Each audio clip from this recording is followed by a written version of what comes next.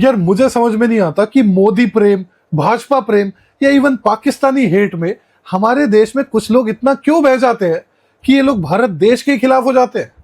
अब भाई सबसे पहले तो भारत सरकार की बस की हुई नहीं कि जिस वॉर ने आपको इतना सीवियरली इंपैक्ट करा, आप न्यूट्रल न्यूट्रल खेलने के बाद भी ऊपर स्टेप अप करो और दोनों के बीच में मीडिएशन करा दो कि भाई वॉर हम पे इतना इंपैक्ट कर रही है। आपने वो डिप्लोमेटिक स्पेस खुला छोड़ दिया हमारे पड़ोसी देश पाकिस्तान के लिए, जिसको बाय द वे आप दशकों से ट्राई कर रहे हो डिप्लोमेटिकली आइसोलेट करने के लिए।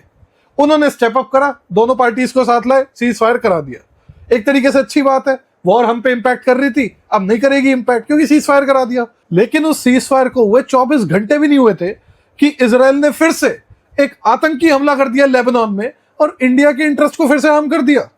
अरे भाई, लेबनान एक्सप्लिसिटली मेंशन था मीडिएटर की ट्वीट में कि it is part of the cease fire deal. उसके बाद भी एक आतंकी हमला कर दिया लेबनान में, जिसको फाइनेंशियल टाइम्स ने बोला है one of the deadliest single bombing campaign in the history of Lebanon.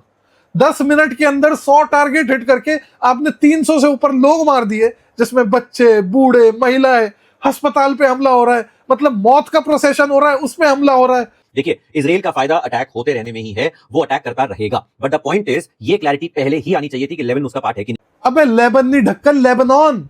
और कितनी क्लैरिटी दे, एक्सप्लिसिटली मेंशन था मीडिएटर की ट्वीट में कि लेबनान भी पार्ट है। और कह रहा है इजराइल को तो फायदा, वो तो करेंगे। हाँ भाई, टेररिज्म करने में फायदा उनका, टेररिज्म करवाओ। मतलब एक शब्द ऑफ कंडेमनेशन नहीं निकला इजराइल के लिए। जब ऑपरेशन सिंदूर के टाइम रिपोर्टेड था कि भाई पाकिस्तान ने सीजफायर वायलेशन करा, इस बंदे ने टेररिज्म टेररिज्म बोल बोल के पूरी वीडियो पोस्ट कर दी। पर इजराइल को इन्होंने ऐसा बाप बना रखा है कि इजराइल जैसी टुच्चे देश के लिए एक बात नहीं बोलते, जबकि बार बार इजराइल हमारे नेशनल सिक्योरिटी इंटरेस्ट को अंडरमाइन करता है। इंस्टेड ये लोग खीखी काका कर रहे हैं कि देखो पाकिस्तान ने मीडिएशन कराया, देखो फेल हो गया। कोई ऐसी डील हो जिसमें मैसेंजर पाकिस्तान हो और उसमें सीज फायर ना टूटे, ऐसा हो सकता है क्या? ऑपरेशन सिंदूर याद होगा।